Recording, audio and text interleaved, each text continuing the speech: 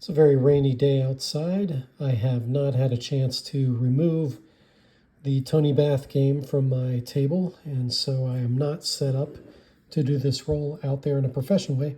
What I have is a set of, a unique die that I've created with markers for the English and for the French. In this case, the English representing the side of law and order, blue, and the French representing chaos and red. And we're going to see what side R-dubs is going to be on. R-dubs is on the side of the French. Let's see about Boss. Boss is on the side of the French. I guess that means that Purple Druid and Captain Hook by default must be the side of the English.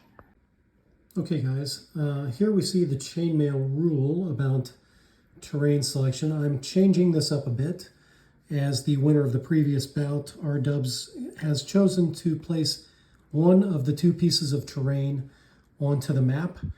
Each of the pieces of terrain is marked on its back with 1, 2, 3, and 4.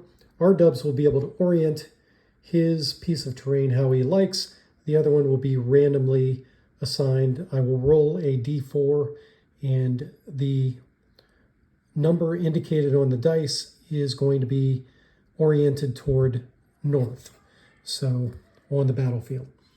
All right, let's go through these 18 pieces of terrain, okay, because they're a little bit different. 2 of these are actually blanks.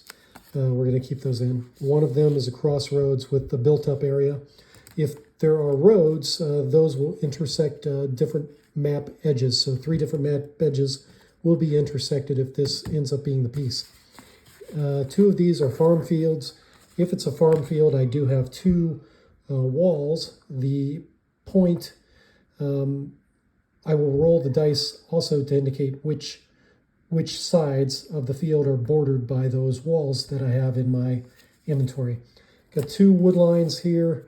One of them could represent dense woods and the other non-dense woods if we were using different rule set. But again, I've also got some nicer terrain pieces that are in the works, but for now we'll use cardboard. This oddball is a hill. I've marked it as a hill. That's a hill, that's a hill, that's a hill. This is broken terrain. That's a gully, pond, bog, and here's where I've altered a bit. Instead of a 4th hill, I've added a 2nd bog. And then this is one of the 2 rivers, but this is actually going to be indicated as a stream with a crossing point. You'll have to be in column formation to get advantage of that and the road bonus. The stream, of course, will be crossed as a stream, and then if a river is indicated, I've got some blue felt, and it will exit 2 of the map edges. It is going to be a river, and so harder to cross. Okay, are we ready to roll the random piece? I think we are. Give me a minute. Okay, R-dubs is going to get to place terrain piece number 14, and the blue team, this will be completely random, terrain piece number 1, and this is the D4. It's a 12-sider, but it's actually D4, so the orientation of piece number 1 is going to be 3 towards north, and R-dubs, let's figure out what your piece is. So number 1, at the top of the pile, is a river, so we're going to have a river on the map.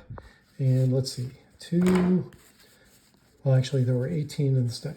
Anyway, 2, 3, 4, 5, 6, 7, 8, 9, 10, 11, 12, 13, 14. It's going to be a field with bordered by fence on 2 sides, and R-dubs will get to actually position this and place it whether horizontally or longitudinally.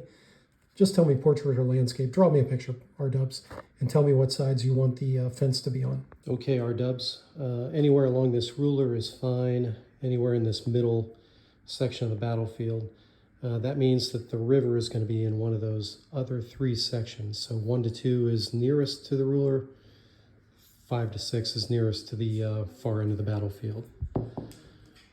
6, so the river is going to be somewhere over on the other side of the battlefield. Interesting.